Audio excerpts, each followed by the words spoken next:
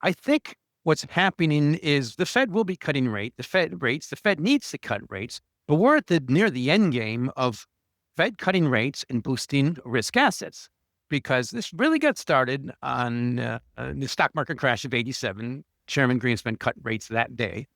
And then every single time since then, everybody knows, oh, I can buy every dip because the Fed's there to save me. But then you get to a certain level, well, it's just too expensive.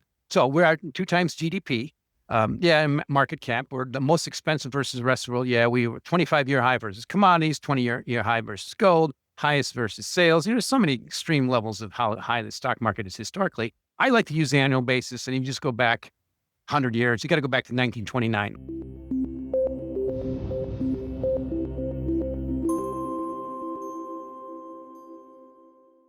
Mike McGlone, Senior Commodity Strategist at Bloomberg Intelligence. Good afternoon to you. How are you? Thanks for having me on. Let's get right to it here. We had a hot inflation number come out today, Thursday, August 14th. Does that affect the Fed's direction, you think, in September here? And talk to me about that, as well as the tension between the Trump administration and the Fed. There's a lot of tension there right now. We're about 93% based on the latest WIRP function, the Bloomberg, that they're going to cut 25 basis points at that September 17th meeting. Still plenty of data. We're still a month away. So it'll be kind of a shocker, I think, if they don't cut now. And so we'll have to have inflation coming in hotter, unemployment coming in hotter, and the stock market, obviously, to keep going up. But to me, this is part of how the world has changed this year. May we live in interesting times, and it's so interesting. The key thing I could start out with Federal Reserve and Trump and the Trump administration is gold just absolutely loves this president, partly because, number one, he's pushing back on the independence of the Federal Reserve, which is part of the reason that the U.S. stock market has gained the status of the most expensive in the world versus the rest of the world. We've had such an exorbitant premium built in because the Fed's part of it. And also the tariffs. The tariffs are a shocker for earnings. At some point, that's going to hammer earnings. And then the bottom line is firing the Bureau of Labor Statistics leader on August 1st when he didn't like the data. That set a tone that is like silly. That, every time we have data that comes out that Trump administration doesn't like, you got to really respect it because the person who put it out is risk getting fired. And anytime we have data that is, coincident with what the Trump administration likes, okay, well, it's somewhat dicey because it's just that simple lesson that you learn being in the business a long time. It's human nature. If you have a risk at getting fired and you have 4 dependents, you have a job, and you kind of need it, why mess with the status quo? So be careful with this. So the day the music died for the trust in U.S. data started on August 1st. So that's a bit of a thing that just gold loves. But in the meantime, I think what's happening is the Fed will be cutting the Fed rates. The Fed needs to cut rates, but we're at near the end game of Fed cutting rates and boosting risk assets because this really got started on the stock market crash of '87. Chairman Greenspan cut rates that day. And then every single time since then, everybody knows, oh, I can buy every dip because the Fed's there to save me. But then you get to a certain level, well, it's just too expensive. So we're at 2 times GDP. Market cap, we're the most expensive versus the rest of the world. Yeah, we were 25-year high versus commodities, 20-year high versus gold, highest versus sales. There's so many extreme levels of how high the stock market is historically. I like to use the annual basis, and you just go back 100 years. You got to go back to 1929, the last time we were this elevated. And to me, that's what gold's figuring out. But now we're at that stage where I think the problem with this Trump administration 2.0 is they might have the unfortunate timing as Herbert Hoover, because when he came in, everything was fine, didn't really shake things up. Trump is. But that's the last time we had a new president come in and we were this expensive in the stock market. But, there's many different measures. Either way, the point is it's got to keep going up or else we're going to have normal deflation. So let's point out what's happening. PPI is a little hot. Well, the number one factor that kept PPI this hot this time was the factor that is related to the stock market. It's the investment factor. Like, okay, I'm glad they include that because, when you have this much wealth being created, it's definitely boosting inflation. But it's about going forward. So here we are, and with this, it's August 14th. We're taping. Yesterday, the VIX dropped to 14.5. That was the new low for the year. And the summer doldrums are ending soon. We all know that the free trade is volatile. It almost always goes up this time of year. How easy is it going to be? Will we end this year with just another risk asset up year, Bitcoin leading the way, crypto's leading the way, the Fed eventually easing, or will we end it with stock market ticking down and potentially akin to what happened in 1999 and 2007? And to me, that's what gold is telling me by outperforming almost all assets, that by the time we get to the end of the year, just a little backup in stocks, a little uptick in volatility, and we already have the workings of these pillars kicking in by gold basically beating most risk assets. Well, okay, great. I want to work that out a little bit more Sure. here with you. If and specifically with crypto and the stock market here, does one follow the other, and how are they interrelated, if you would? And I say all that previewing. I read a blog post, and I would give credit if I remembered the name of the blog post. It was on Substack, but they were quoting you about how basically the soul, specifically to crypto, and Bitcoin specifically, how it's all interrelated in the sense it's all based on that. Everybody's buying that, whether it's a huge fund or a country or whatever. And if that goes, it can get really scary. And it seems to me, as you've also said, the stock market goes up. So yeah, work that relationship out with me. And do they both need to go up? And what's the pain if it doesn't? Yeah. So I like to point out that Bitcoin has now become the systematic risk of this Right. asset is the highest ever seen. So just picture, first of all, let's point out the facts of Bitcoin. It's basically a proxy of leveraged beta, leveraged stock market. Good example is this year. The low for the year was in April 8th, when VIX peaked at 55. Bitcoin bottomed around 77. That was like the 4 p.m. mark. People say it didn't close anymore. Well, it does now because ETFs close. And the high for the year came April 13th, which was yesterday, at 123 on a close. That's when the VIX reached its low. So, okay, well, there's what matters. It's almost the highest correlation ever to the stock market in history. Okay, well, it makes sense because now it's in the mainstream. ETFs are there. It's being completely endorsed by the Trump administration. The technology is awesome. Tokenization, we can get to that later, but let's point out what it is. If the stock market goes up, Bitcoin should outperform. Now it's doing that this year. Beta, the stock market's up about 10%. Bitcoin was up about 30%. As we speak, it's closer to 25%. Okay, it's doing that. The Bloomberg Galaxy Crypto Index is up about the same.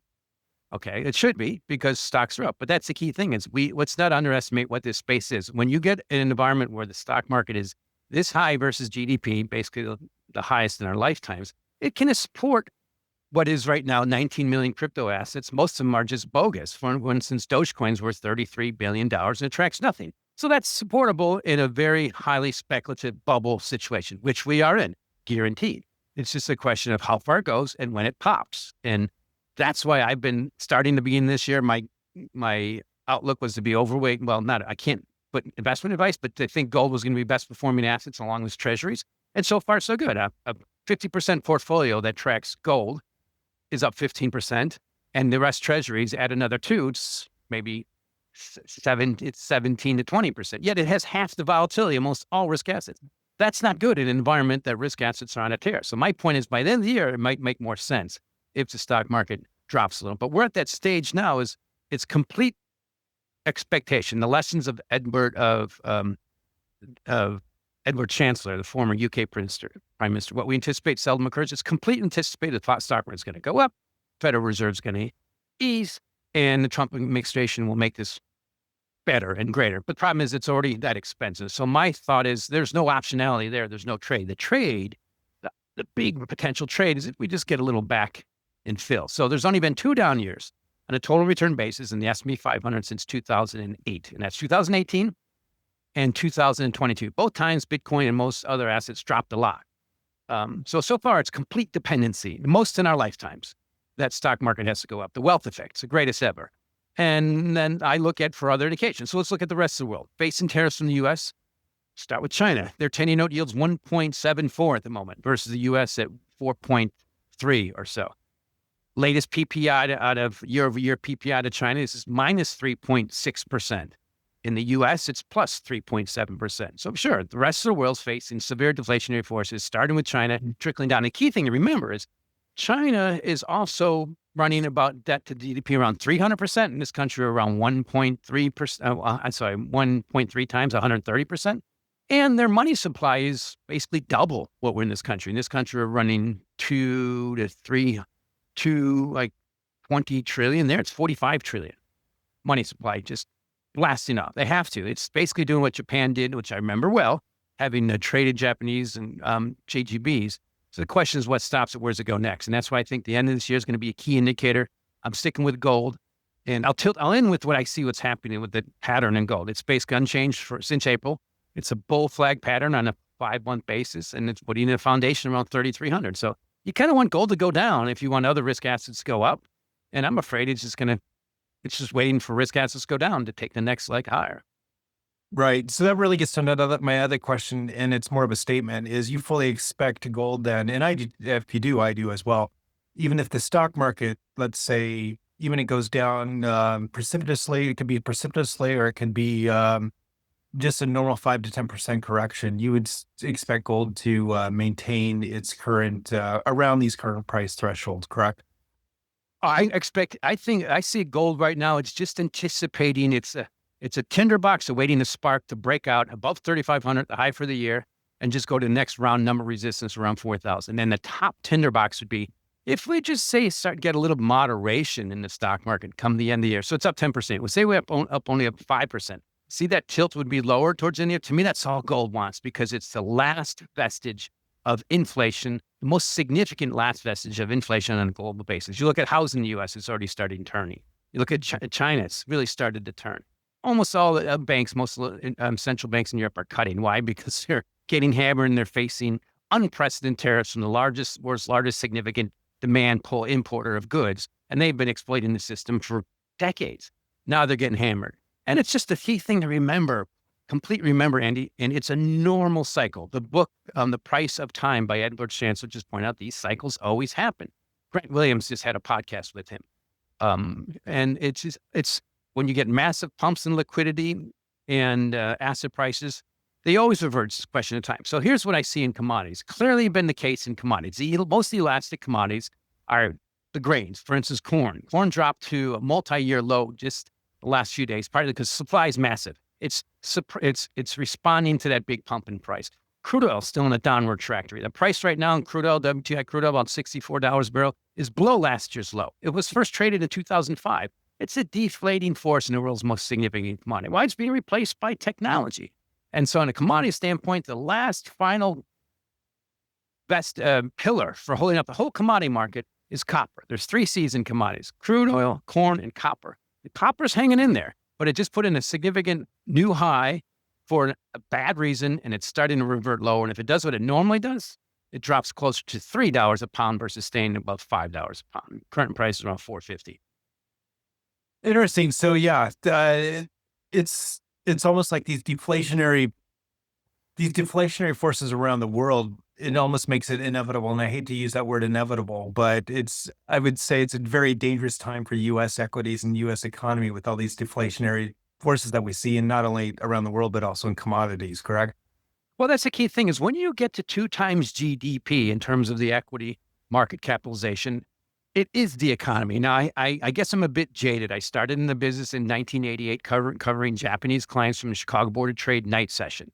And I get to feel, I understand, they peaked in 1989 and they were in a pretty significant deflationary spiral for about 30 years. Now, they've come back recently, but that's happening in China right now. The difference is China has been a decisive enabler of the war in Ukraine, which is not my quote, NATO's quote.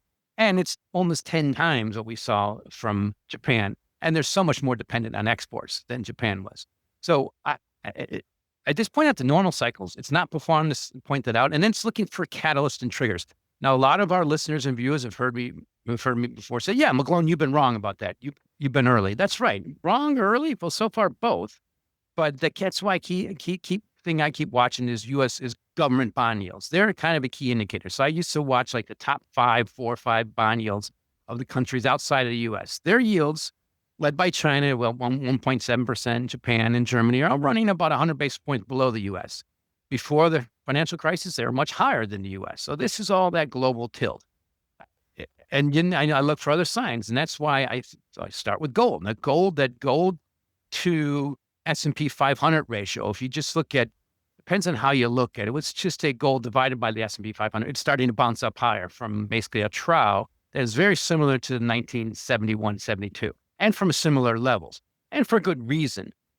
So that looks like it's starting to head higher. And the key thing also to remember, Andrew, is we always see on my screens CNBC, Bloomberg, CNN is how great the stock market is. But since 2017 now, the total return on the S&P 500 has been flat versus gold. I mean, it's almost almost unheard of for 8 years. And that's the sign, okay, well, is the stock market going to go up higher? Well, it's already the highest it's ever been. Or is gold just catching up? And to me, that's more likely to happen, continued into the end of the year. I hate to say that I fully expect the rock to continue beating stocks, but the indications are there.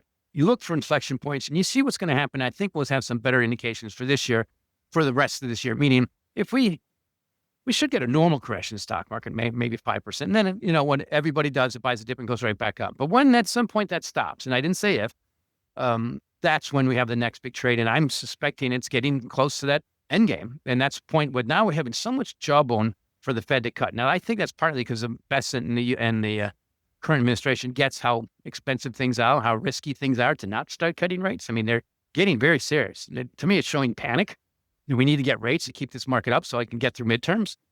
But markets will always prevail. It's just a question of when and how long. So my indications still stick with, I still think gold will be the best performing asset, one of the best performing assets by the end of this year. And the bottom line for that to really accelerate is if the stock market just gives back some of this 10% gains. Yeah, got it. And it's interesting. I've had 3 high-profile guests on in the past week. Well, I've had more than that, but 3 of them, and you might know them: Dave Cullum, Alistair McLeod, and Professor Steve Hanke out of Hopkins. They more or less, you paraphrase what they've already told me, and it's like valuations have never been this high. Things have never been this stretched. And especially Professor Steve Hanke, he's told me his bubble meter's off the charts. It's eerily similar how this is to 1929. Now just looking at probabilities, this could absolutely go on forever. This could, who knows? But the thing is, Dave Cullum summed it up perfectly. He says, Soviet Union went on for 70 years. It shouldn't have went for 70 years. It was supposed to stop, and then it stopped. So it's eerily similar, I guess, to all of those parallels, if you would. And I hate to paint that in a broad brush, but I think it is. Gradually and suddenly, right? So, and that's why I look for the indications. The leading edge of all this was in 2009, at the depths of the financial crisis, the world was introduced to this cryptocurrency called Bitcoin, right? Now, exactly. Now, if you look at coinmarketcap.com, there's 19 million of them. We all have known the lessons of unlimited supply, speculative hubris, and buying, and the lessons of you should be selling when they're young. We're pretty extreme in that example.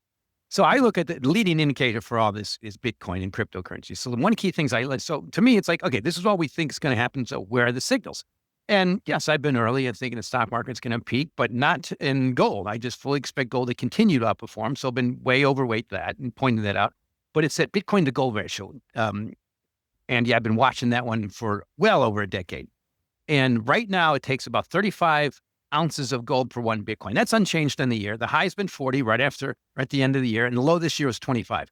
To me, the risk is that just tilts lower because we have this highly speculative digital volatile risk asset that all the youngins are piling into. And now, of course, everybody else, really expensive levels. And we have this old guard store value. It's been a great leading indicator. So that Bitcoin to gold ratio peaked about 35 in 2021. It's still at that same level. Now it's gone higher, but it's still flat from that level. Yet almost everything else has gone higher. It's telling us there's a problem. And maybe it's going to be wrong. But for now, I'm sticking with the rock. I'm sticking with that ratio. And I fully expect if that starts tilting downward by the end of the year, which kind of so inklings of that now with Bitcoin peaking, that is a sign that it's just going to mean revert. And it's just a range trade. And it's going to go back to 9 at 35. 9 is where it bottomed in 2022. And this is one thing I love about being in the space, Andy. I got really bullish Bitcoin in 2019. It was around 5,000. I didn't stay bullish the whole time, but my original target was 100,000 in 2025. Well, we reached that target.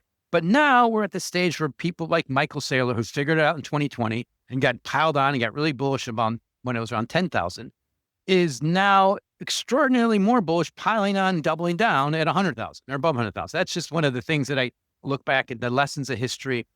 Do not favor those such types of positions. I wish them luck. I wish everybody else piling on luck. But by saying it's systematic now is Our government's endorsed it.